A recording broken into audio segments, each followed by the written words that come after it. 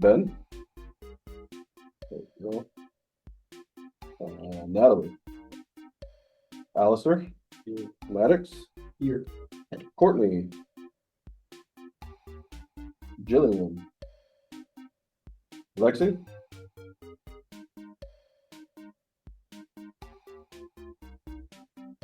Alan.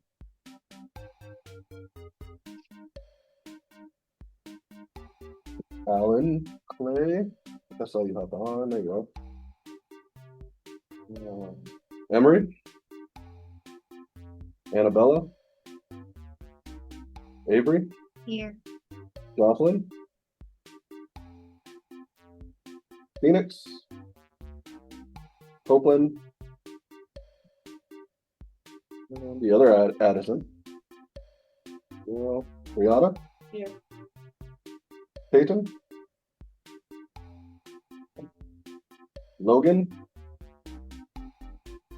Chase. Here. Yeah. Levi.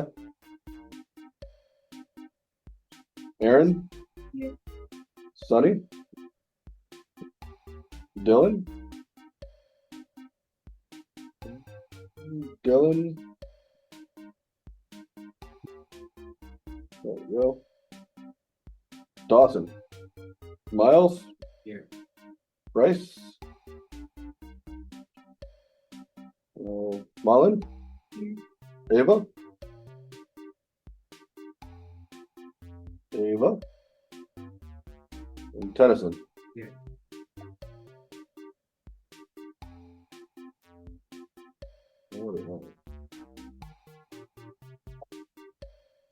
Let's get started on Kahoot.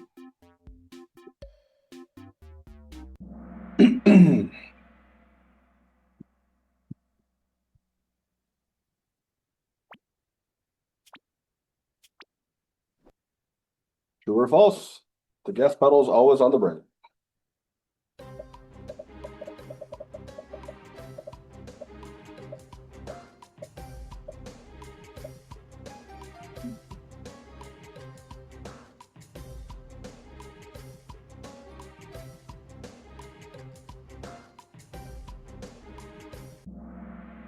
That is true. Gas pedal will always be on the right side. Brake will be the one next to it on the left. Where should a 3-year-old sit in the car? Passenger seat, the back seat on a pillow, back seat using a car seat, wherever they feel like sitting. Back seat using a car seat. Good job. In the pre-drive check, you should look for flat tires, leaks, obstructions, kids or children, all the above.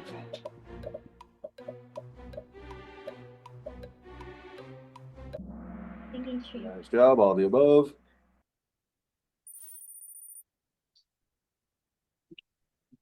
True or false? When setting up side mirrors, you should see some of the car in the mirror.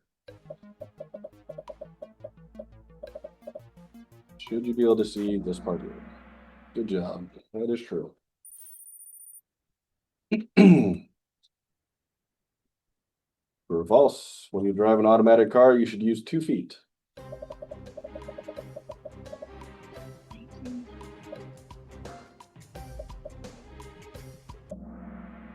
False. You use 1 foot when you're driving, not 2.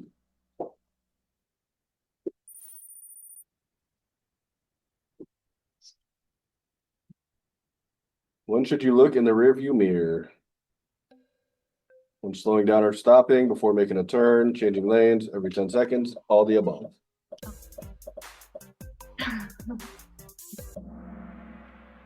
All the above.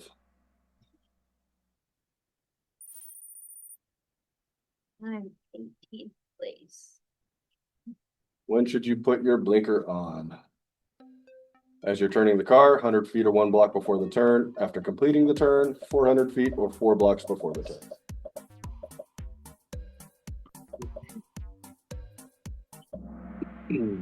100 feet or 1 block before the turn.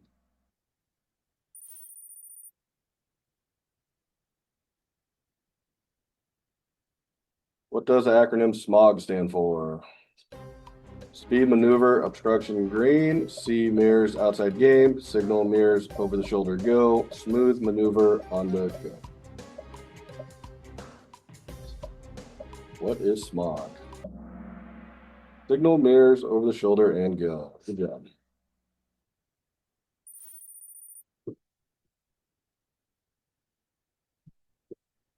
Where's the primary place you want to look when back in your car? Out the front window, the blind spot in front of the car, your mirrors, or out the back window?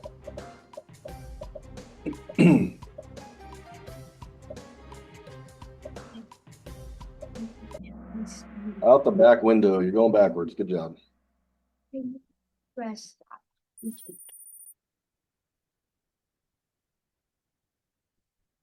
True or false? To stay centered in the lane, look where you want to go.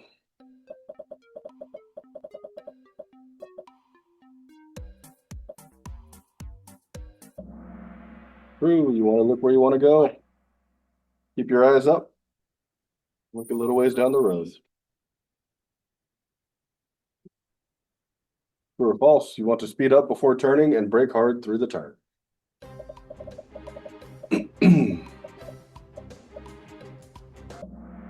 False. Good job. You want to brake before you get to the turn.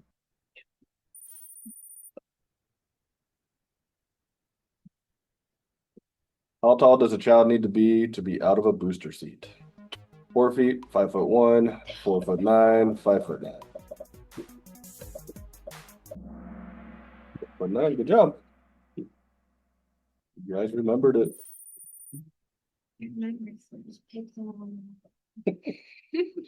Which item do you not want to check during a pre-drive check? Leaks, cell phone charger, toys and children, or flat tire?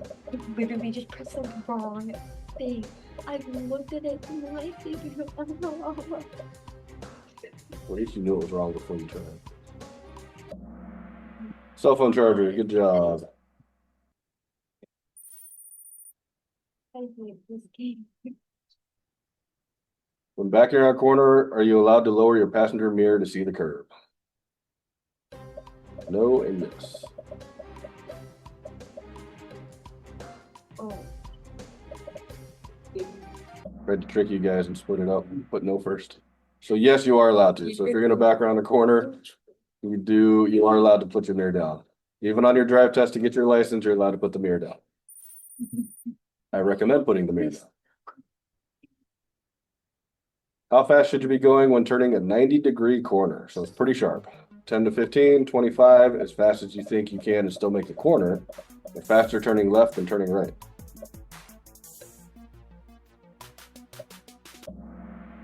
10 to 15, good job.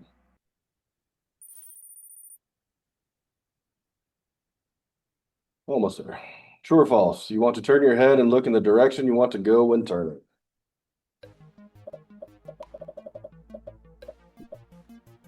Maybe I can get. You want to look where you want to go. True. Good job. Two more. You can turn right on red when you come to a complete stop and see people coming. You slow way down and turn when it's clear. You cannot turn right on a red light. You come to a complete stop and no one is coming. I swear again, I'm getting you. Makes two of us.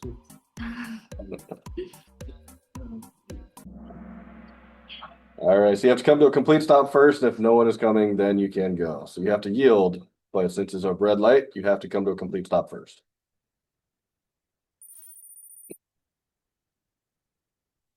True or false? The white line on the ground suggests where you should stop. So this line here.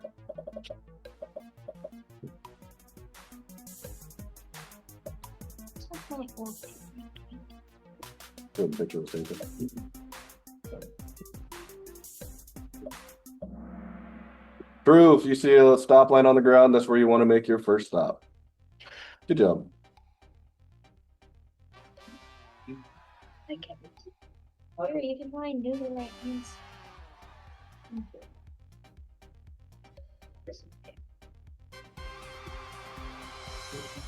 17 out of 18. Nice job.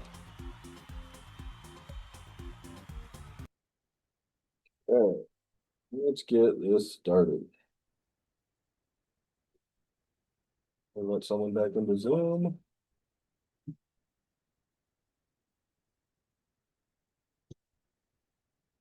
Okay, so we're going to talk about parking and other vehicle maneuvers. Most of it's going to be parking. Parking is for new drivers is pretty challenging. It's generally because there isn't a method when you're first starting out. You're not sure what the method is, and you're just kind of guessing. So just make sure to take notes. There's good reference points on here. Some of the stuff, as we go through it, I'll let you know to make sure you write it down because you'll need it for later. But mostly talking about parking today. So parking regulations. So you always want to park in designated areas if possible. So obviously, if there's going to be parking lines for a parking spot, that's where you want to go. Always set your parking brake when you park. Leave the vehicle in gear if it has a manual transmission, or in the P for park if it's an automatic transmission. Now, you don't want to roll away when you're parking, especially if you're on a hill. The next couple of slides are gonna talk about the parking brake and what's called a parking pawl, which is what holds your car when in your transmission. Check the traffic before you open your door. So there's a thing, have you guys heard, there's a thing called a Dutch reach. This is what is recommended. This was in the Netherlands. There's probably 75% of people in the Netherlands ride bicycles, and people would open their door and a bicycle would run into it. And so they came up with this, which is called the Dutch reach. But it's when you open your door, basically you're gonna check your rearview mirror, make sure no one's coming behind you. Like I said, the Netherlands, it was bicycles and stuff. But after you see it's clear, when you open it, you want to use your opposite hand that's far from the door, because it's going to force your body to turn. And by doing that, it made them turn to see if anybody was coming that's on a bicycle. Around here, we have the e-bikes and the scooters and stuff. But it's just basically taking your far hand to open your door, because it makes you move your body and twist it, because then you can see behind you. Also, if you open your door and a car hits it because you're parked on the side of the road and didn't know you're opening the door, it will be 100% your fault for that accident, because you didn't look in your mirror, you didn't see if they were coming when you opened it. But it's called the Dutch reach. It just allows you to see things behind you. It's kind of like checking your blind spot, right? But around here, not so many people on bicycles, but it is cars that you have to worry about that take your door out when you are parking. So this is a parking pawl. So this here is in your transmission. This little piece right here is the only thing that holds your car when you put it in park. If you don't use your emergency brake, you just leave it in park without anything else. This little piece here goes in between the gears, and that's what's holding it. So it's not much. You can also damage it if your car's still moving and you put it in the park. Then this piece here gets released to try to go into the grooves, but this gear is spinning. And since it's spinning, it messes up this tooth here. And it becomes less sharp and more dull, which will make it so that it won't hold the car as well. But that's all it is, it holds it. So make sure you use your parking brake when you park. This is a short video that's going to tell you how it works, just so you understand.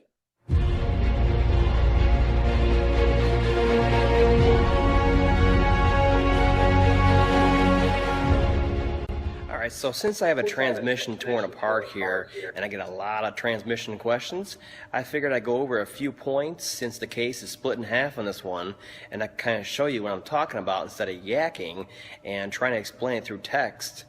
In replies, you can kind of watch this video and see exactly what the different components are and different problems and why they happen. And the first thing I want to go over is the parking pawl, just how it works and what it looks like inside of your transmission. Now this is a 6F35 front wheel drive, but the same concept applies for rear wheel drive Ford vehicles also. So right here, this little piece right here, this little looks like a hammer, is the parking pawl itself. That's all that is keeping your vehicle from rolling away. So it's very important that you do not damage this or the sprag on here by putting your vehicle into park while it's still moving. It will start chewing away at the tip of it here, and then you may have a vehicle rollaway situation. And this is how it works. Basically, the manual shaft just sits here out of the way in a rest position. The spring keeps pressure on it to keep it out of the way, and then it falls on this little pocket here in this shaft, and it just kind of sits there while you're driving down the road and the gears are spinning. Everything can move freely. And then you get to your parking spot, you put it in park. You see how it moves over like that? I'll do it again. Put it in park, and it pushes out on that parking pole. Well, obviously it's not lined up with one of these indents in here, so your vehicle's going to roll for a foot or less, and you're wondering, well, there's only a little bit here, why is it going to roll a foot? Well, there's a lot of drivetrain lash and all that in your drivetrain that has to be taken up by the time it actually locks in. So you'll roll a little bit, and then it'll naturally lock into there. And the same thing coming out. Like that, comes out, spring pops it back, down the road you go. That's basically how it works. That is also why sometimes you'll put it in park and the car still rolls a little bit before it stops. It's just because that little metal piece is trying to get into the gear to keep it stopped. So definitely don't put it in park while you're driving. That'll ruin it. And it's just that little metal piece that is holding your entire car from rolling away. So make sure to use your parking brake. For parking regulations. So never leave the ignition key in a parked vehicle. It's a good habit to take the lock or to lock the doors whenever you leave it as well. Leaving your key is probably the easiest way to get it stolen. It's against the law to leave children under 16 alone in a parked car with the engine running. So if anybody is 16 years old or under 16, then the car can't be running. Like if you go just run to a gas station or something real quick, if they're over 16, then you can keep it on, but if not, you got to turn it off. If you must park on the roadway, park your vehicle as far from traffic as possible. If there's a curb, park as close as you can to the curb. This is just making it so you are less likely to get hit. If someone's not paying attention, you're just as far away as you can get to stop yourself so that they don't hit you. Don't park in an intersection. It's kind of obvious. I think cars and people are going through there. You don't want to get hit. Don't park in a crosswalk or sidewalk. Obviously, there's people and bicycles. You don't have to make them go around you or not pay attention and run into you.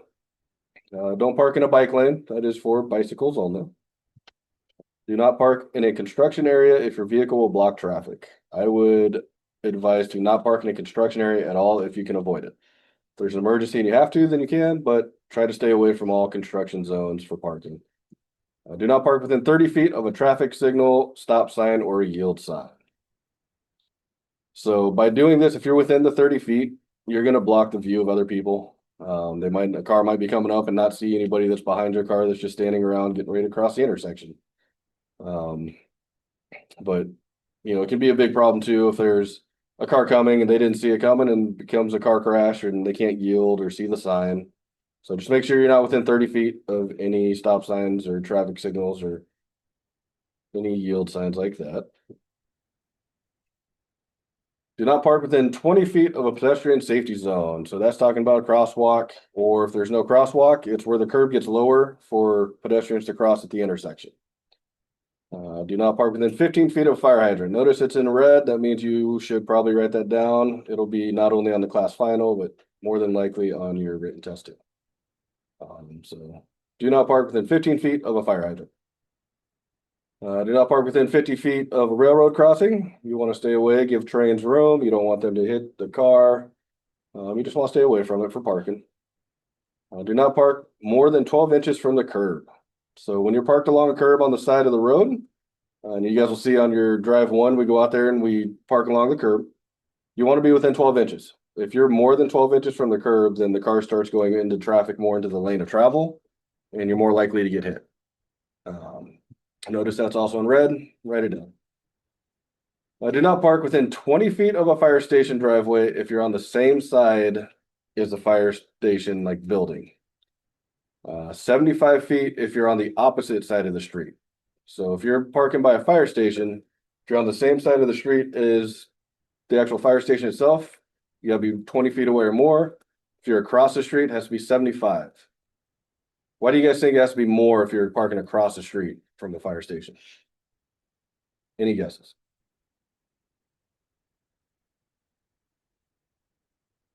Anybody?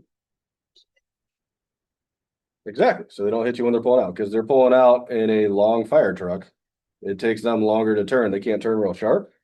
So you have to give them more room so that they can get out of the fire station and onto the street. Very good. I do not park within 5 feet of a driveway, alley, private road, or area the curb removed or lowered for access to the sidewalk. So within 5 feet of someone's driveway, an alleyway, because people drive through alleys, private roads, any of that. And then do not park on the wrong side of the street. That's just not a good idea. You can't clear your blind spot as well. You want to park on the same, with the flow of traffic on the same side. That all make sense? I'll leave it up for just a second. I see some more notes being taken. One thing you'll notice on most of the slides, if you see something in red, that means that it'll come across later. Just make sure that's what you take notes of. You will see it again.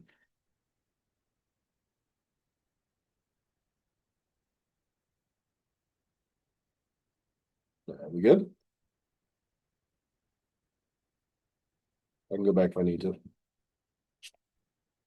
Anywhere that says prohibited to park. So the side of the freeway, you don't want to park unless it's an emergency. If you do have to park on the side of the freeway because there's some emergency, get over as far as you can. All the cars in the freeway around here are going at least 70. So make sure you get into the side as much as you can. If you see a colored curb, where it's like red or yellow, I don't know if you guys have seen that, but if you see a yellow curb, that means it's a loading zone. It's going to be for like delivery vehicles like UPS or FedEx or DoorDash. For drop-off use, basically, it's just actively dropping off or picking up is a yellow curb. So you can't just park there and stay there. The red curb, if you see a red curb, that's a fire lane. So don't stop there, just keep going. It's for emergency vehicles only. So parking along curb, if it's red or yellow, try to find somewhere else. On a bridge or overpass or in a tunnel or underpass. So the only time that you want to do it is emergency. You don't want to park on the side of a bridge. If you can make it to the other side and then pull over, do that. I mean, someone not paying attention could hit the car and you go over the bridge. Well, it's not going to be real pretty, right? Tunnels, a lot of times, tunnels don't have shoulders for you to actually pull over. So if there's an emergency, you'd have to stay in the lane. So obviously it's pretty dangerous. And then do not park in a space marked for the disabled unless you have a disabled license plate or placard. In Washington State, it's a $450 fine. So if you see one of those disabled placards disabled signs or painted on the ground, park somewhere else, because if someone calls it in or a cop sees you, you'll get a $450 ticket. Do not park on the roadside of parked vehicle, double parking. So that's what this picture is. So if these cars are parked here, you don't want to park right next to it. You're pretty far into the lane. And then this guy here in the blue can't get out. So you don't want to double park. And they do not park on railroad tracks. I think that one's pretty obvious. Train comes, you don't want to get hit, right? So we won't do that. And then you don't want to park close like this to like this crosswalk, this white car here. If a car's coming up here, they're not going to see these pedestrians. So if they were facing the other way, getting ready to cross the street, they weren't looking and just started crossing, there's a good chance this car wouldn't see them if they're coming up, and they could get hit. So you don't want to be like this white car here and just park at the as close as you can get to the crosswalk. And then this here, if this is someone's driveway, the back end of the car is at a risk of getting hit. If they back out and don't know you're there, don't expect you there, you don't want to park that close to someone's driveway. But your own driveway, you can. All right. So this is going to be about parking 90 degrees, which is perpendicular parking. It is the most common parking I think you'll do. You'll see it a lot at stores like Target or Fred Meyer's or wherever you go. This is the most basic way to do it. And then when we're out there for your second drive, we do it. I'll teach you a little more advanced way that I think is easier. But this is perpendicular parking. We're going to park in this spot here between this car and the van. We put the flasher and do our verifications to the right, and we get as close as possible to the right without getting too close to the parked cars if there are any. By doing this, we're leaving as much room as possible between us and the vehicles on the left, which will make it easier. Basically, you can see this a bit as a left turn at a small intersection. Now we put our flasher to the left, we move until our side mirror is aligned with the left line of the parking spot we chose. We can also use any other reference point if we like. For example, we could line up the left line of the spot before with our shoulder, the middle of the spot before with the edge of this thing to grab the door, the right line with the right edge of the interior door handle. Find something that works for your vehicle and then use it for the next times you park. Now we do our verifications to the left, central mirror, side mirror and blind spot. And if the coast is clear, we turn our steering wheel all the way to the left and advance until the car is almost straight. I say almost straight because we're going to straighten it with the next move.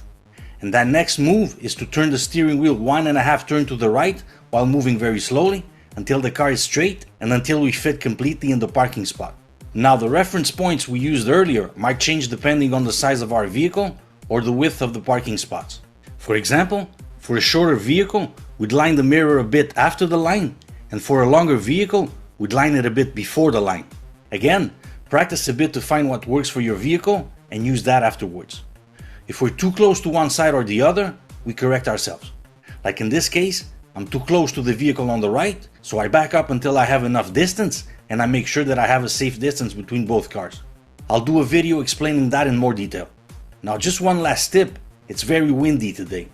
On windy days like these, we have to make sure that we hold our door from the moment we open it to the moment we close it. If not, the wind can blow it onto the vehicle on the side and damage both vehicles. I hope you liked this video. Thanks for watching.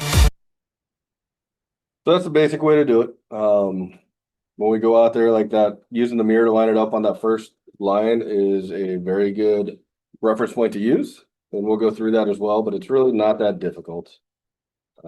Basically, we want to go into where the star is here. You want to be as far over on this side as you can get.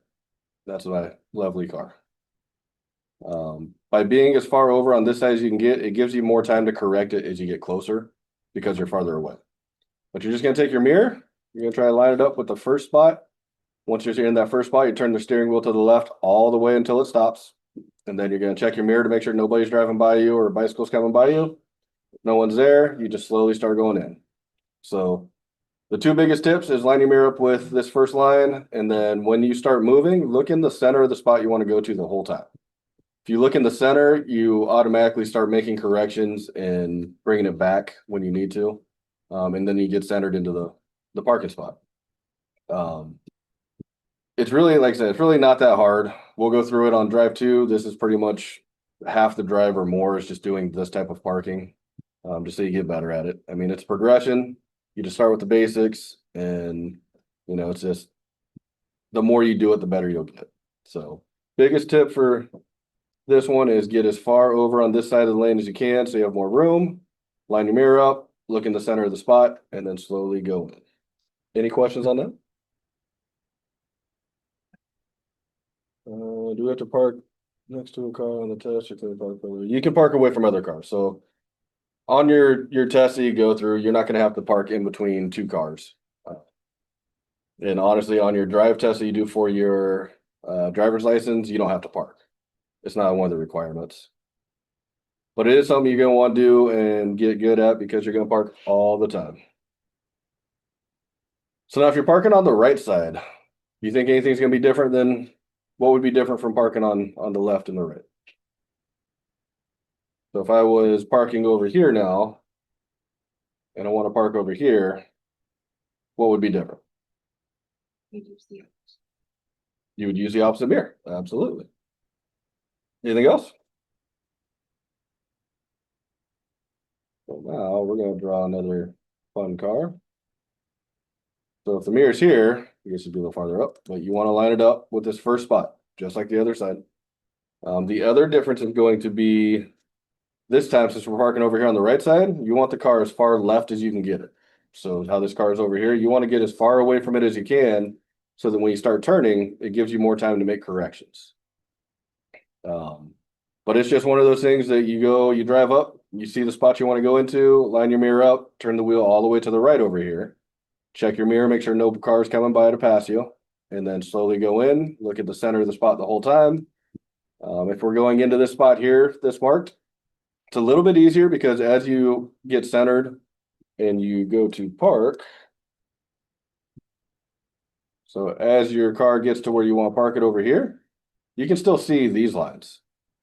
And because you can see those lines, you know where yours are at. So you just kind of keep your car centered between these lines as you're pulling up. But it's really not that difficult. It's something that we'll do a bunch. You'll get good at it.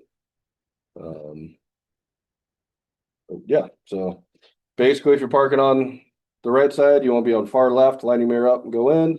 Parking on the driver's side, you want to be on the far right, line your mirror up and go in. And that's something you guys, as you go out with your parents to practice, you can try it in an empty parking lot, and 99% of the time it works. If it doesn't, it's because the mirror wasn't lined up. I didn't learn this technique until I started to go to my certification to become a trainer. And after I did that, I probably tried it in 5 different cars and it worked every single time. It's pretty crazy. Perpendicular parking review. So how do we perform the normal parking maneuvers? That's just what we went over. And like I said, you're going to do it every time you go to a store. You go, I don't know, you go to the mall, anywhere. But it's going to happen a lot more than you think. And that's why we spend a lot of time on it. But then also, I guess one last thing to bring up. If we're like this car here, if you're at a grocery store, I would suggest parking just like this guy and not backing in, because after you get groceries, you got to put it in the trunk. If these cars are around you, it's kind of hard to get to. Just a little side note. So this is going to be for backing in parking. A lot of times you'll see backing in more on like big trucks, just because it's harder for them. They don't have the turning radius, so it's easier to back in with how long they are. But next 2 videos are going to be about backing in.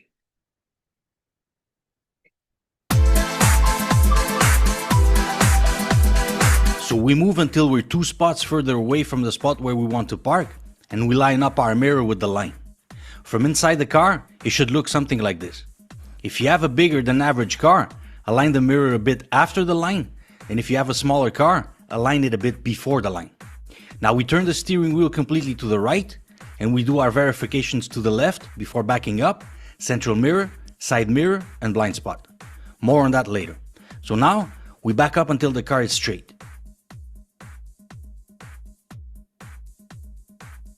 When the car is straight, we turn the wheel 1.5 turns to the left to straighten the wheels, and we back up until the car fits in the spot completely.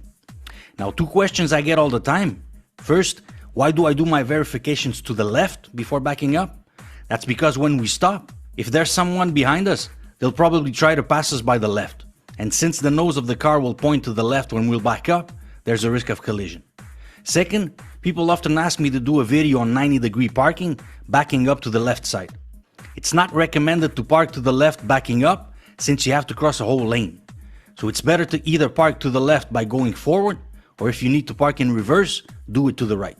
And last but not least, a note on backup cameras. While it's nice to have them, most places won't let you use them at the exam, so you'll have to back up while looking behind with your head turned, or by looking in the mirrors, whatever is required where you're doing your exam. I hope you liked this video. Like and subscribe if you want. So there's that one, and then this one.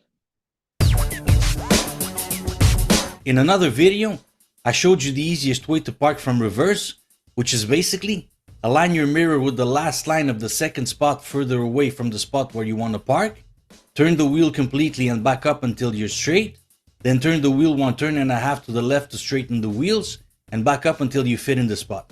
You can check that video by clicking on the link in the notes. This method will work for most compact sized cars, but what if there are no lines? You have a smaller or bigger car, the floor is covered with snow, you park at the end of the alley, or for any other reason where you can't use the lines as a reference. Here's how to correct yourself. If you went too far when you aligned yourself, when you back up, you'll be too close to the right. So here, you want the back of the car to go to the left. Now remember, when you're backing up, the back of the car will go in the direction where you turn your steering wheel. So in this case, you want the back of the car to go left, so you need to turn the wheel to the left. The closer you are to the right, the more you'll need to turn the wheel, but a good rule of thumb is to turn the wheel 1.5 turns so that the wheels are straight. Then back up until the distance on both sides is more or less the same. Just gonna pause it real quick. I'll let someone back in for Zoom, Sarah. Stop when there's a bit more distance from the left than from the right, because the car will move a bit more to the left when you back up. Then, when you've distanced yourself enough from the right, turn the wheel completely to the right again and back up until the car is straight. Then, turn the wheel 1.5 turns to the left to straighten the wheels and back up until you fit completely in the spot. If you didn't go far enough when you align yourself, you'll be too close to the left. In this case, you won't be able to correct yourself by just turning the steering wheel, because since you want the back of the car to go to the right, you'd have to turn the wheel more to the right, but it's already turned to the right completely. Now, in most parking lots, the parking spot lines will be aligned. If that's the case, and if the parking spot in front of you is empty, see this as if you were parking in the spot in front of you. So turn the wheel completely to the left and advance until the car is straight. Then straighten the wheels by turning the wheel 1.5 turns to the right. Now with your left hand, keep the steering wheel still and back up until you fit in the spot. If you don't have enough room to straighten the car because there's a car parked in front, here's what you do. Turn the wheel completely to the left, go forward as much as you can, turn it completely to the right, back up as much as you can, and alternate between these two last steps until you're able to straighten the car. The longer the car, the more you'll have to repeat these steps. When the car is straight, back up until you fit in the spot. I hope you liked this video. Like and subscribe if you feel like it. Okay, so that is the back end parking. I mean, on here, that's why you want to be able to see part of your car in the mirrors, on your side mirrors. So you see how close you're getting when you are backing up, and if you're going to get close enough to hit something. So backing in using his method here, if we want to go into this one here with the star, you go 2 spots past it, line your mirror up, turn your wheel all the way to the right, and as you start backing up, it'll go into this one here. We don't teach the back end driving on your drive. If it's something you want to learn, just ask us and we can. But it's not part of what we actually do on the parking drive. We spend so much time doing the other stuff, we kind of run out of time for it. But if it's something you want to learn, let us know. We can teach you that. It's not real difficult. But yeah, so that's pretty much it. Line your mirror up on that back end. So then on perpendicular back end parking, so what tools in your vehicle can you use to aid you in backing in? Your back window, yep. What else? Your mirrors, very good. You can use a backup camera too. I don't rely on it. Mirrors, yep. Backup cameras do have blind spots as well, so you'll feel like you see more than you actually can. It is a great tool to have, but treat it just like another mirror. Don't just stare in it. Just you can use it to aid you. On your driving test, if you're doing it in a car with a backup camera, you can use it. But if you're just staring at it the whole time, you will lose points. You have to make sure you look out the back. Just so you know. But yeah, your mirrors are the biggest tools for backing up and turning your body and looking out the back window. So now angle parking. So angle parking, you want to pull up to the line, you're going to use your mirror. Just like with perpendicular, on that first line, you want to line it up with that first line. Turn your steering wheel all the way to the right as far as it'll go here. And then as you go in, same as before, look in the center of the spot the whole time, and you'll be able to start making corrections. This is going to be the same thing as with perpendicular. You want your car as far away from the spot before you start, when you line it up before you start your turn, so that you have more time to correct it. Angle parking is a whole lot easier than perpendicular parking. We'll go out there and do it on your second drive. We won't spend as much time on it because so far, almost all the kids have gotten it pretty quick. It is a whole lot easier. But just make sure, line the mirror up. It's just like perpendicular. Turn it all the way. Look in the center of the spot. And then slowly go in. Any questions on that? Perfect. Now you're going to watch a video on it.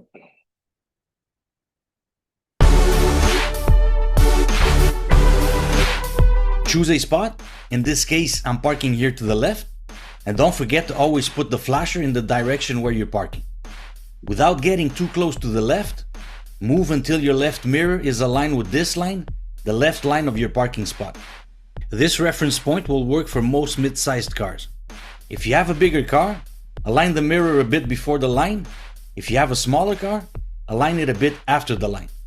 Find the sweet spot that works for your car and always use that same reference point afterwards. When the mirror is aligned, turn the wheel one turn to the left. Check your mirrors and blind spot to the left, and if the coast is clear, move forward until the car is aligned with the lines. Then turn your wheel one turn to the right to straighten the wheels, and move forward until you fit the whole car in the spot. I hope you liked this video. Thanks for watching. That's pretty much how you do it. Like I said, most of you guys will be able to pull right into the spot. Angle parking, a lot of times you can do it without even coming to a stop when you line your mirror up. It's just a lot much easier that you'll just slow way down and be able to go into it. So this will be backing in for angle parking. Choose a spot where you want to park. In this case, we're parking in the first spot right here. As with all parking methods where you align your mirror with the line, don't get too close to the side where you're parking, in this case, the right. The trick here is, just keep on going like if you were driving until the end of this alley, staying well centered in your lane. That way, you'll keep enough distance from the right, which will make it easier when you back up. Move until your mirror is aligned with the middle of the third parking spot. Next, turn your steering wheel one turn to the right and back up until the car is parallel with the lines. Then, turn the wheel one turn to the left to straighten the wheels and back up until you fit in the spot. A question I get often in the comments is, will this also work for a longer or smaller car? Yes, but as with all types of parkings, this reference point will vary depending on the size of your car or even the width of the parking spots. If you have a longer car, align the mirror a bit further. If you have a smaller car, align it a bit before. If the parking spots are narrower, align the mirror a bit further also. Find that sweet spot that works for your vehicle and always use it afterwards. You can also use anything else as a reference point. Like in this case, I could also align the door handle with the line instead of aligning the mirror in the middle of the spot. As a matter of fact, use anything in your car as a reference point. For example, I often park one of the cars I drive in a parking spot that is just wide enough for it, so I align the button to lock the door with this crack on the sidewalk right after the tree. Like this, I know the car fits perfectly. If the button wasn't there, I could align the second crack with my door handle or the third one with the mirror. I hope you liked this video. If you have any questions, don't hesitate to ask. That's pretty much it for back end angle parking. Like I said, it's not difficult. You just got to do it a few times. And the more you do it, the more comfortable you get, the more you understand about it. But angle parking, what's some of the advantages to angle parking? You can think of one big one. Anybody? It's easier, right? Angle parking is gonna be a lot easier. The disadvantage is gonna be it's only good for one-way traffic. If you're going backwards down one of the angle parking, you're not gonna be able to turn to get into the parking spot. So you just gotta make sure you go in the right direction.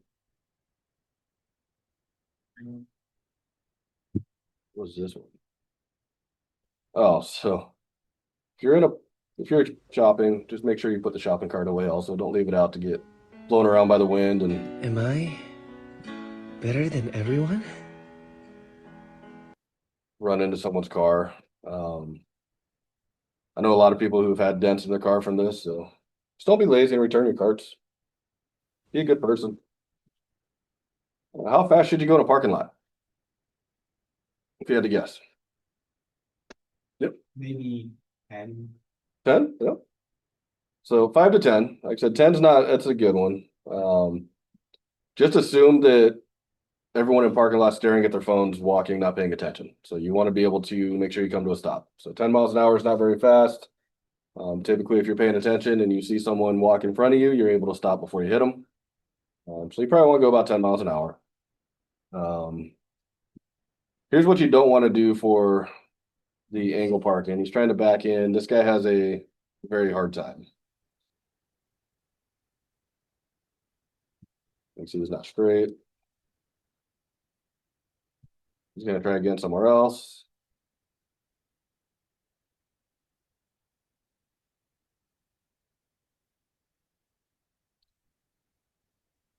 Obviously having a hard time doing it, right?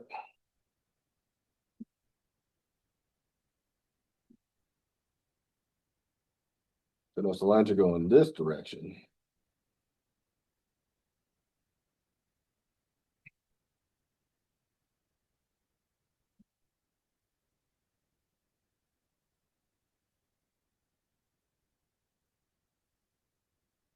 Decides to give up and go forward. But basically it takes them like 5 minutes to do that. So just don't be like that person. If you have to and it starts taking that long, you're having that hard of a time, go around the block, maybe look for another place to park.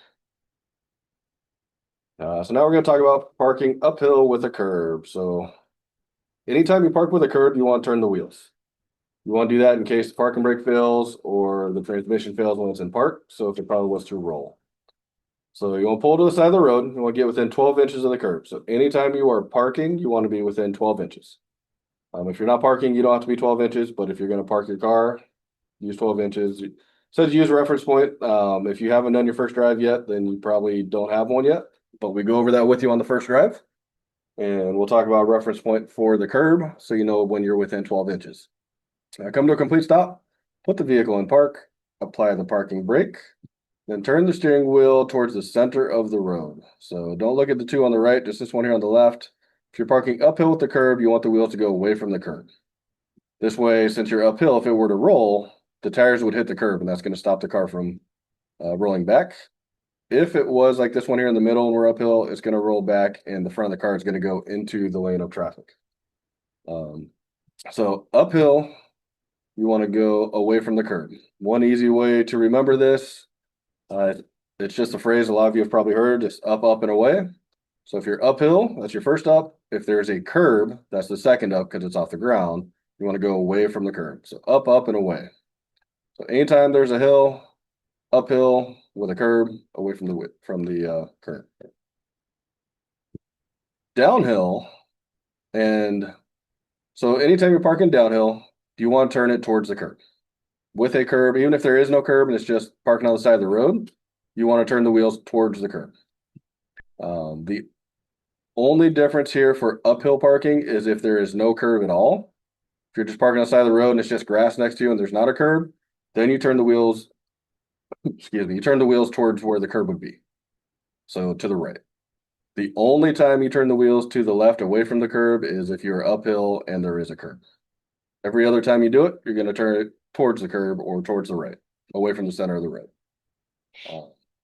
Just think of this as if you were to just take your foot off the brake and the car's to roll, which direction is it going to go? If you are downhill, you want it to go towards the right, away from the road. Whether there's a curb or not. If you're uphill and there's no curb, you want to do that as well so that it rolls back towards the right side of the grass or whatever's parked there. Whatever it may be. But easiest way to remember, up, up, and away. Uphill with an up curb, turn it away from the curb. That's the only time you go towards the side of the road. Every other time's to the right. That is something that is on your drive test.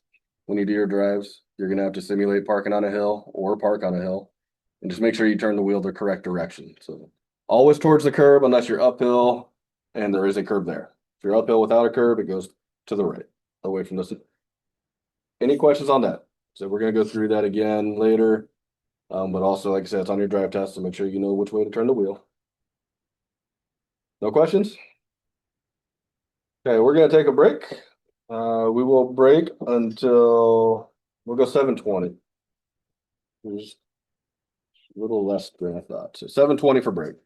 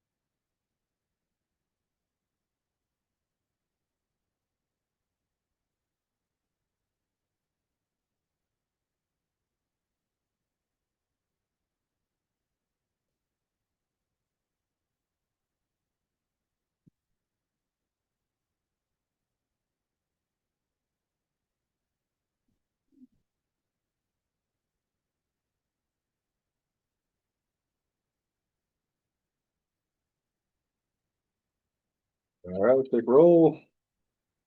Quincy. Autumn. Lillian. Alexandria.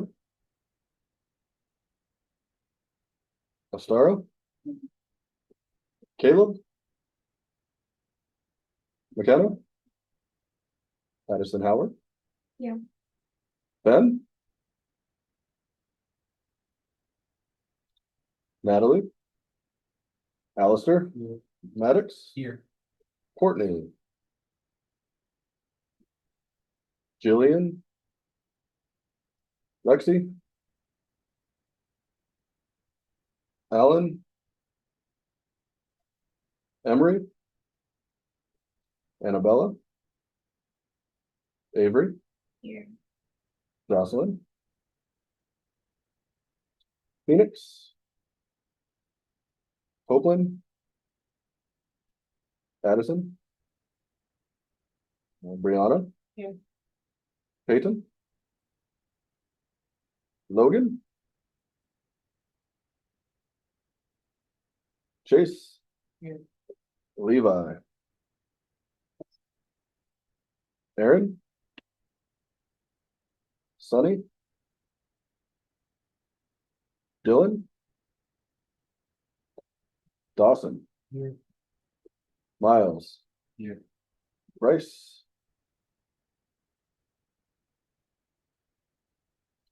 Mullen. Here. Ava. Tennyson. All right, now continuing our parking journey, we'll talk about parallel parking. So this will show you what it'll be like on your driving test when you have to parallel park, so you know what to expect. Let's do a short video. When driving, it's crucial to always be aware of what's going on around you in every direction. And that's certainly true when parallel parking. Do you see the brown car parked up ahead? Yes. Imagine another vehicle parked 1.5 car lengths behind it. Parallel park between the two vehicles. The driver pulls alongside the SUV she'll park behind, then executes 3 moves as she backs up.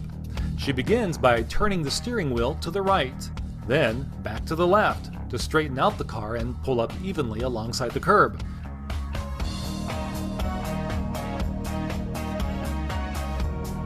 Next, she pulls forward and parks.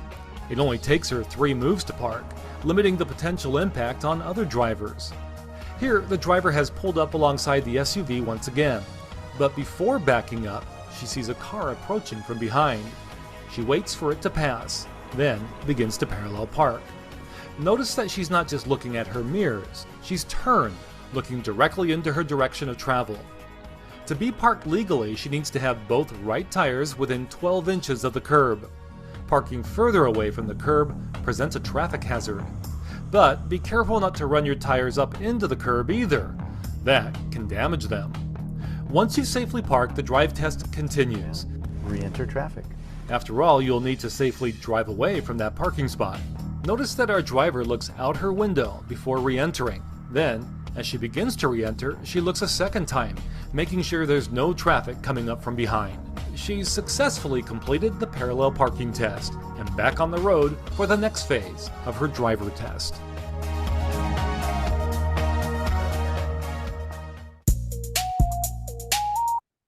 So it's gonna be very similar to what it's like on your drive test. Most of the time, you're gonna have just one car and you're gonna imagine a car behind it for parallel parking. We try to avoid parking in between 2 cars just in case something was to happen. But that's all it is. We do have a pretty good method to teach you that makes it pretty simple. And it's just one of those things you gotta do it more often as well. You'll do it on your second drive, you'll do it on your third drive, you'll do it on your fourth drive. We're gonna go through it with you just so you get comfortable doing it. It's really not that bad. You can, on your drive test, completely fail parallel parking. You can completely fail backing around a corner as well. If everything else is 100%, you still get 92% on your drive test. So you need 80% or better on your drive test to pass. So if you do happen to make a mistake or fail like parallel parking, don't panic and get the rest of your drive worse just because you're worried about it. you can still completely pass your test. Like I said, back around a corner and parallel parking, you can fail completely, still get 92%. Just a heads up on that. So parallel parking is necessary when you need to park between two vehicles. Obviously, you don't want to be like this guy here. This is not parallel parking. It is probably someone who ended up getting upset and just going for it. They're probably stuck, I would assume, looking at the front bumper. But it's really not hard. We've got a pretty good method to teach you guys that seem to work very well. So just as long as you listen to that and you practice doing it, you'll be okay and you won't be in a situation like this guy. All right. Here's another way to teach you that isn't bad. Start by flashing in the direction where you want to park, in this case the right, and move until your mirror is aligned with the mirror of the car you're parking next to. Now some people will say you have to align the back bumpers instead, and it's true. But it's a lot easier to align the mirrors since you can actually see them, and if your car is more or less the same size as the car you're parking next to, by aligning the mirrors, the back bumpers will also be aligned. If you have a smaller car than the car parked next to you, align your mirror a bit before the other car's mirror, and if you have a bigger car, align it a bit after. As for the distance between the cars, imagine someone standing between them and keep more or less that distance. Now put on reverse, turn your steering wheel one turn to the right, and do your verifications to the left before backing up. Now back up until you see the other car's plate in the middle of your window. Turn the wheel completely to the left until it blocks, and back up to straighten the car while making sure not to hit the car behind you. If you need to reposition yourself between the two cars, turn your wheel 1.5 turn to the right to straighten the wheels and move forward as much as needed. Now just a note on backup cameras, while they're nice to have, most places don't allow you to use them at the exam. So you'll need to be looking back when backing up or in the mirrors, whatever is required where you do your exam. Check out my other videos for more tips on. So that is the way that we're going to have you guys go through and do it. You want to ultimately line up your back bumpers. If the car is similar size, you can line up the mirrors.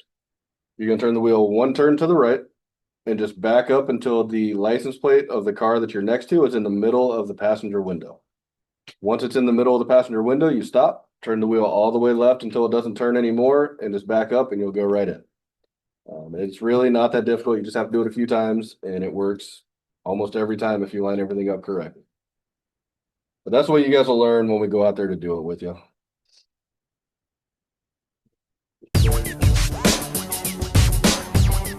In my previous video on how to easily parallel park, I showed you a method which is basically align your mirror with the mirror of the other car, turn the wheel one turn to the right, back up until the plate of the car on the right is in the middle of your window, then turn the wheel completely to the left and back up until you're straight. Note that in this video, I'll only be covering the part that has to do with aligning yourself properly with the other car.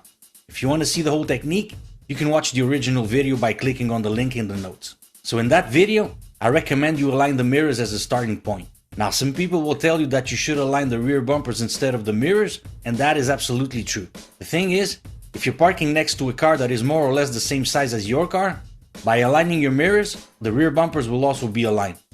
The reason why I tell you to align the mirrors instead of the bumpers is because from the perspective you have when sitting behind the wheel, it's a lot easier to align the mirrors because you can actually see them, but you can't see the rear bumpers. So even for experienced drivers, aligning the rear bumpers is a lot harder. Now a question I get all the time is, will this technique work for a bigger or smaller car? The answer is yes, but you'll need to make some adjustments. With this technique, there are two main reference points that you can use that will determine your distance from the curb when you back up. Aligning your mirror with the other car's mirror, or aligning the other car's plate in your window. You can use either one of them. If you want to use the mirrors, here's what you do. If your car is longer than the car you're aligning yourself with, instead of aligning the mirrors at the same level, align it a bit past the other car's mirror. If your car is smaller, align the mirror a bit before the other car's mirror. Turn the wheel one turn to the right, then back up and align the other car's plate in the middle of your window. Turn the wheel completely to the left and back up until you fit in the spot. If you choose to use the plate as the reference point, start with the mirrors aligned no matter the size of your car, turn the wheel one turn to the right and back up. With same sized cars, you would align the plate in the middle of the window. If your car is longer, align the plate more towards the right of the window. If it's smaller, align it more towards the left side of the window. Then turn the wheel completely to the left and back up until the car is straight.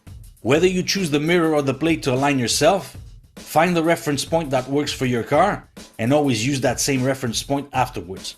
And like I said in another video, use anything you can as a reference point. The right reference for your car might be to align the button to open the window with the other car's plate, or that hole to grab the door right here, or anything else. If that works better for you, use it. Note that if you're parking in a very tight spot, there will be more steps involved. I'll cover that in a future video, but for now, I hope you like this one. Feel free to like and subscribe. Don't hesitate to ask any questions. That's pretty much it. Like I said, you're just gonna, ultimately you want to line up the back bumpers. The mirrors are a good reference for that. And then just turn the wheel once, back up to the license plates in the middle, turn the wheel all the way, back up. Really not. Just watch that one. So have you noticed a pattern with parking at all?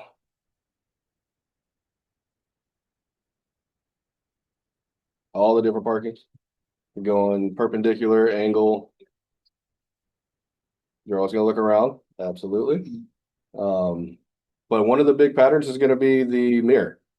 Use the mirror for a reference point. You know, if you're perpendicular parking, you line up with the first spot, the first white line of the spot you want to go into. If you're angle parking, you're going to do the same thing. Line the mirrors up when you're parallel parking. It's just one of the things that you're going to use all the time. Use your mirrors. Yep. Line yourself with your mirror. Yeah. So the mirror is going to be the biggest thing there. It's a good tool when you're learning to have reference points. Eventually you'll get it down where you're not lining up the mirrors. You're just going to be able to do it because you've done it so much. But as you're learning, it's a great reference point to use that works most of the time, if not all the time. So exiting parking. So if you're perpendicular angle parking, whenever you back up, you want to look out the back window. So you're going backwards, right?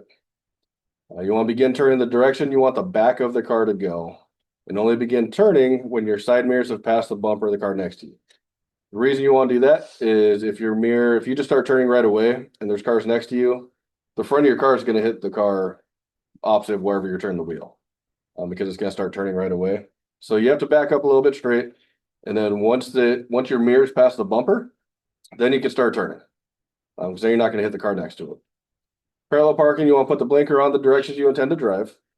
So if we're going to go to the left, you want to put the left blinker on. Make sure you have enough room in front to exit. If you don't have enough room, you have to back up a little bit before you can go forward so you don't hit them. Check your rear view mirror, your side mirror, your blind spot, so you're going to smog. And then you enter traffic and accelerate to the rate of traffic. So you want to get up to speed, whatever the speed limit is. On the parallel parking, for your drive test, this is what is being looked at after you parallel park. So you do it exactly how you should, 100%. When you get back into traffic from the park spot, if you don't put your blinker on or check your blind spot, you lose points. So just make sure whenever you get into traffic, you're pulling from the side of the road, smog. You want to let other people know which way you're going. And then check your mirror, look over your blind spot. And then if it's safe, you enter traffic and then get up to speed on however fast traffic is going. Any questions on getting out of parking spots? And you're going to do this too on your second drive. We're going to go into parking spots. We're going to get out of them. As you do it, it should make more sense.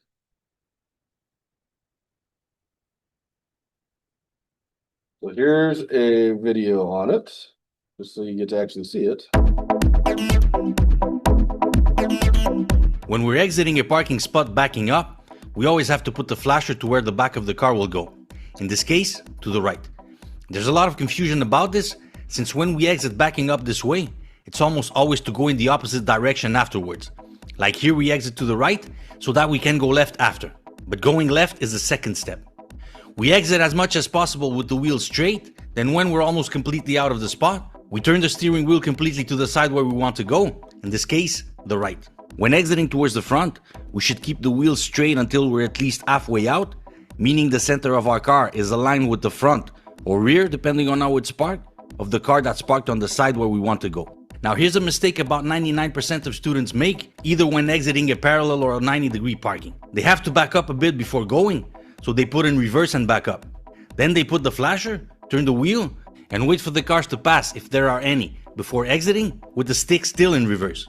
You guess what will happen next, right? After the car passes, they step on the gas and almost hit the car behind. In everyday life, that could cost you a couple of bumpers, and at the exam, you fail automatically. So make sure that after backing up, the very first thing you should do, before you put the flasher, turn the wheel or anything else, is to put the stick in forward. For some reason that I haven't quite understood yet, if they don't put the stick in forward as the first step, this always happens. Another mistake they do all the time is, after getting in the car and starting the engine, they always put the stick on forward right away, no matter if there's not enough room in front to exit. This is actually something you should check before even getting in the car. In this case, we have a lot more room behind than in front, so I already know before getting in the car that my best option will be to back up. Of course, you'll still check just before backing up, because someone could have just parked behind you in the time it took for you to get in the car.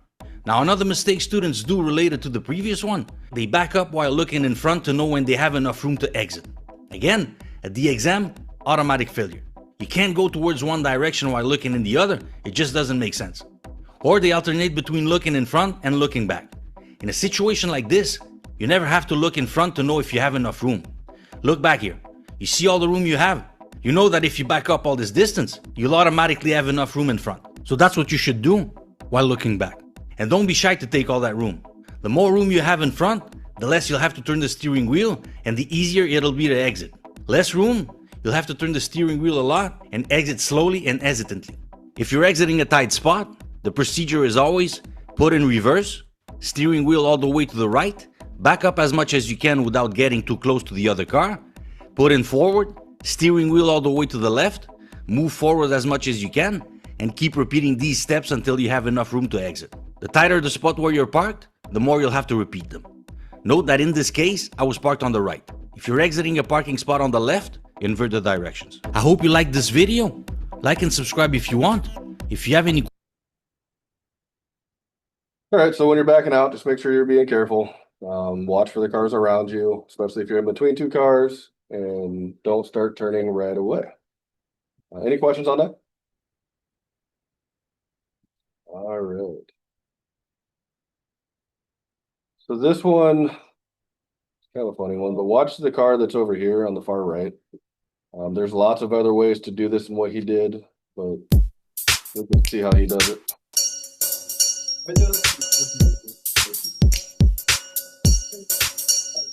Good question. And I'm assuming this is in like an apartment building or something.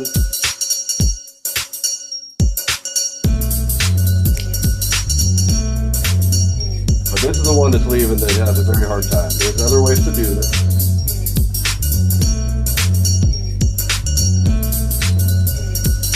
I mean, he is in a hard spot too to get out of. Being on the end there, that is going to be difficult.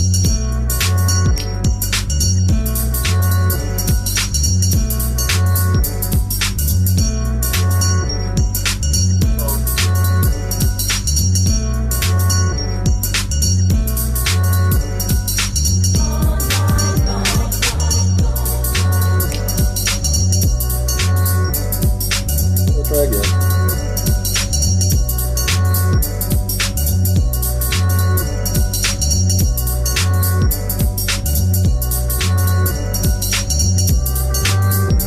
Definitely not an ideal parking lot.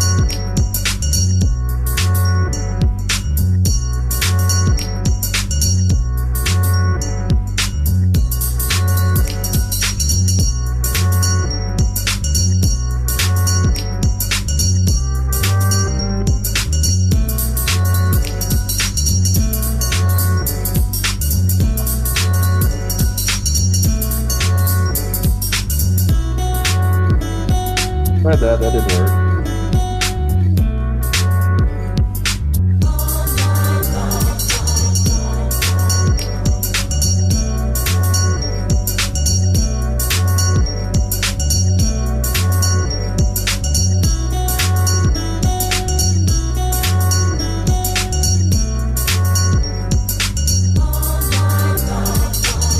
Good thing his car's not any bigger.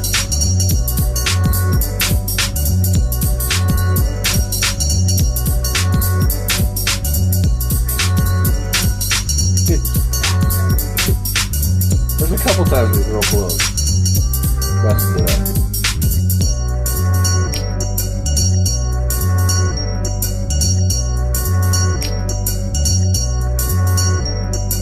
I will give it to him though, this person has a lot of patience.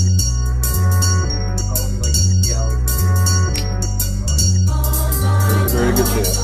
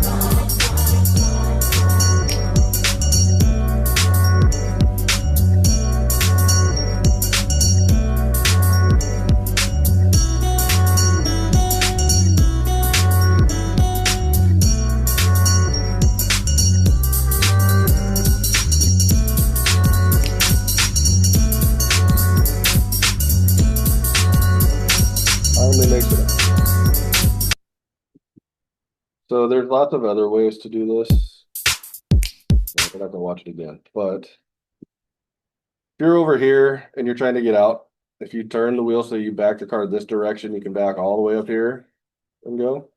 That's probably what I would try to do first. Is try to get over this direction as much as you can while still backing. That obviously took them a lot longer, and like I said, they have a lot more patience than I would have. But they got it. It just wasn't the prettiest, right? So we talked about smog. We said you definitely want to make sure you know this. This is going to get brought up a whole lot. Signal, mirrors, over the shoulder go. So anytime you're moving side to side, you want a smog. If you're parking to the side of the road on your drive test, they're going to have you move to the side of the road to stop. You want to make sure you check all of these. You want to put your signal on, you want to check your mirror, look over your shoulder and go. If you miss any of those, you lose points. And then once you do it and you're getting back into traffic, make sure you do it again, getting back into traffic. A lot of students are missing it. They'll get it when they pull over, but they're not doing it when they get back into traffic. So make sure you're doing the same thing when you get back into traffic. But anytime you're going side to side parking, if the car is going left to right at all. So yeah, when you're leaving, re-entering traffic, changing lanes, turning over a bike lane. So why do you think you want to do it if you're going over a bike lane? So you're turning right at an intersection, you have to cross the bike lane. Why would you want to look over your shoulder? So you don't hit no one. Yep, good job. So you don't hit bicyclists. There are around here, I've seen quite a bit of the e-bikes, and those things move pretty fast. And they kind of sneak up on you and you don't hear them either. So you want to make sure that you are checking your mirror and over your shoulder, even if you're turning to the right at an intersection. Getting into a turn lane, whether it's just a normal turn lane to turn left or a shared turn lane, you always want to look through all these steps. So signal, mirror, over the shoulder, and go. Now we'll talk about changing lanes. A good buddy, Carlos.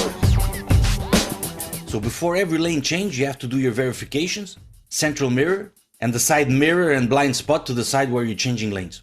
So in order not to be too repetitive in this video, I won't be mentioning it every time. Note also that checking the blind spot has to be quick. If you keep your eyes here, you're not seeing what's happening in front anymore. So you should check the blind spot only a fraction of a second. Now this one might seem obvious, but this is the mistake almost every student does when changing lanes.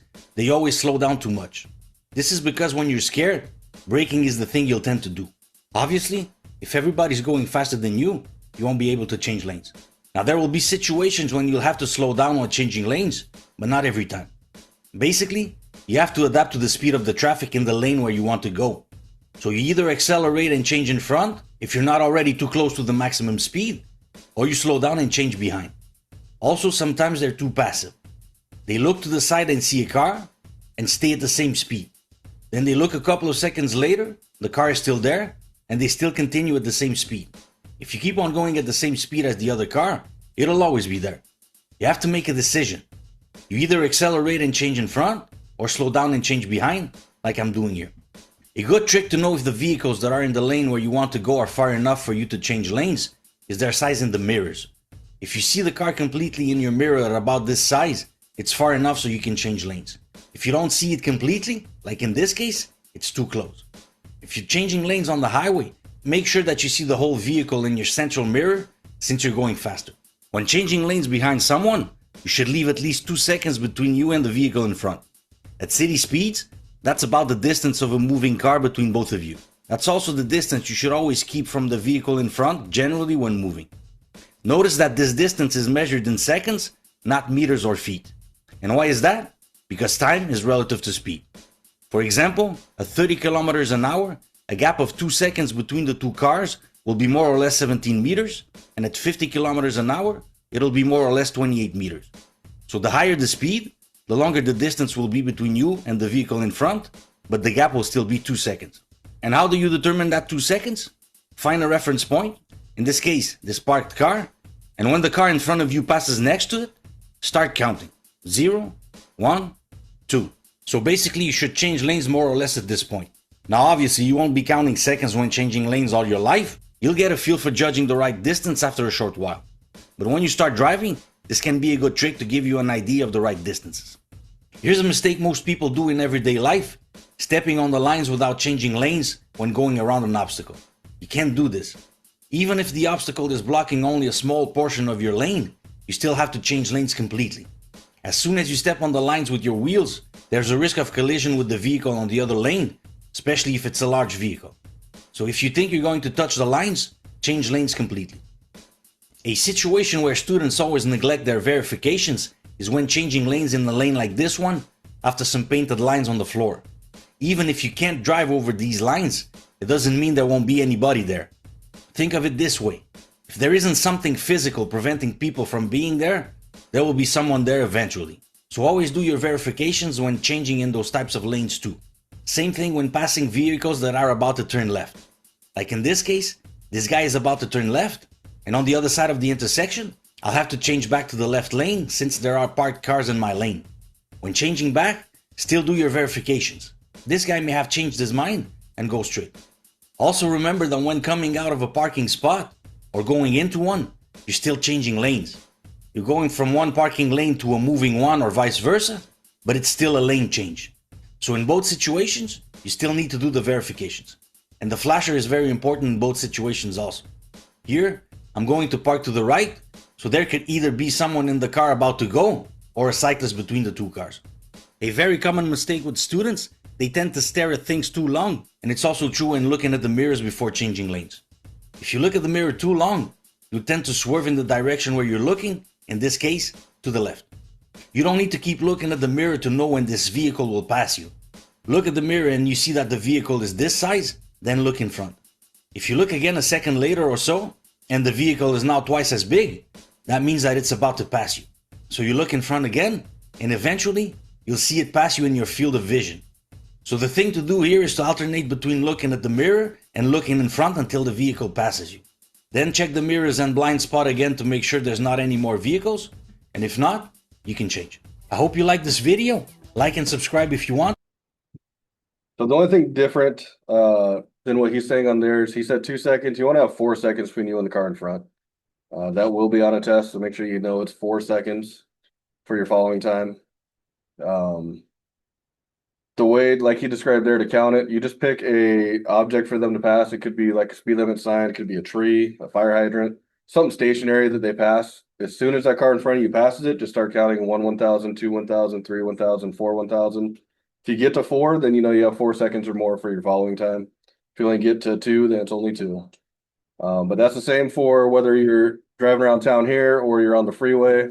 You always want to have 4 seconds of following time. And here is the second part.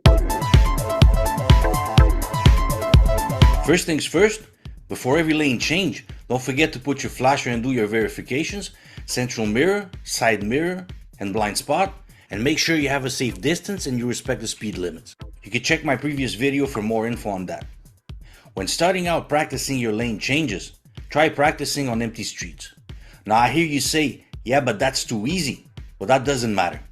When changing lanes, you'll have to get used to coordinating stuff like putting the flasher, doing your verifications, turning the wheel, controlling your speed, and so on. So try starting on empty streets, and when you get better at coordinating your moves, go practice on increasingly busy streets. That's just the same as when you start driving a car with a manual transmission. It's better to start in a parking lot, and when you control the clutch better, you go on the street. When driving on wide streets with multiple lanes where there are no lines, it can become difficult to align yourself, especially for beginners. If there are cars in front, look far and use them to align yourself. If there are no moving cars, try to imagine from the parked cars how many cars could fit on that street and imagine the lines from that. If there are no cars at all, well then that becomes a bit harder. You'll need to have a feeling for the distance, it'll come with experience. Remember, if the street is wide enough for more than one vehicle, there will be other vehicles there on the other lanes. Basically, it's not just the lines that determine how many lanes there are. If there are no lines, it's the width of the street. So the verifications are very important in those situations too. Use obstacles on the road when you need to change lanes. For example, I need to change to the left lane in this case, and these cars here are stopped because this one wants to turn left and this one wants to go straight, and they have to yield to the traffic on the opposite direction. Because of that, they're blocking all the vehicles behind them in the left lane. This would be a good opportunity to change to the left. Another tip related to this one, don't wait too long to change after you pass the obstacle in question. If you do, you leave enough room for someone behind to do it before you. So as soon as I pass the obstacle, I'll wait until I've crossed the intersection in this case, and I change lanes right away. Same thing with parked cars. Like here, I want to turn right at the next light, so I'll need to change lanes to the right after this parked car. If I do it too late, somebody can steal my spot, so as soon as I have the safe distance, I change lanes. Like I talked about in my previous video on changing lanes, the biggest problem students have when doing it is adapting to the speed of the lane they want to go into. Usually, they slow down too much and it becomes impossible to change lanes. So here's a trick. I want to change to the left here, but I see this car is closing in. Now the thing is, the vehicle behind is following him at the same speed. So if I let this one pass me and I don't adapt my speed to him, the other car behind him will pass me too, and so on. So the trick here is to adapt to the first car's speed after he passes me. In other words, I run after him. So as soon as he passes me, I accelerate until I'm at the same speed as him. And when I have a safe distance from him and the one behind, I change lanes. I hope you like this video. Thanks for watching. So like you said there, that is probably one of the biggest things I've noticed with students when they change lanes and they haven't done it very much and they're learning. You tend to slow down just because it's something new and it's different. It's a little scary. But it happens usually when you'll put your blinker on, you'll check your mirror, and then when you go to look over your shoulder for your blind spot, that's when they let off the gas and start slowing down. So you want to make sure you at least maintain your speed when you change lanes. These are going to be the different scenarios you have. You could be speeding up as you change lanes. That's because the lane you're going into is going faster than the lane you're in. So once you change lanes, you want to speed up to get to that speed. That would be a reason that you'd speed up while changing lanes. Maintaining speed is what you're going to do 90% of the time. Whenever you change lanes, you're going to want to at least maintain your speed. And then slowing down, it generally happens when you get a little nervous, but sometimes, like if you're on the freeway and you want to go to an exit and the car next to you on the right, you need to get over, you might have to slow down to get into that lane to let them pass you. That would be one scenario that you would do that. But generally, you hit the brakes when you get nervous. And so if you get nervous when you're changing lanes, you're not sure if someone's there, you glance over your shoulder, you start slowing down, you hit the brakes. Just something to practice on, like I said, empty roads, then there's not so much stress. But just practice changing lanes, checking your blind spot, and maintaining your speed. That's one thing that is a little bit harder is when you check your blind spot, maintain your speed. So what does SMOG stand for? You guys should all know this now. Yep, signal, mirrors, over the shoulder, and go.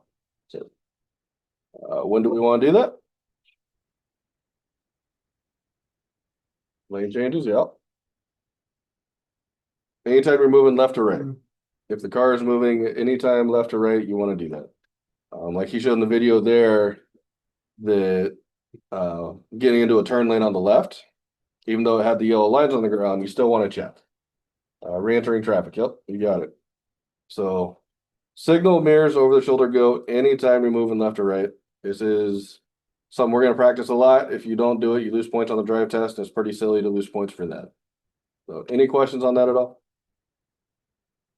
Okay, any questions on parking stuff? No? Anybody there on Zoom? Nope. Okay, that's pretty much all I got today. It's a shorter class, but if you're on Zoom, say here, and for you guys here, we will see you tomorrow. And have a good evening.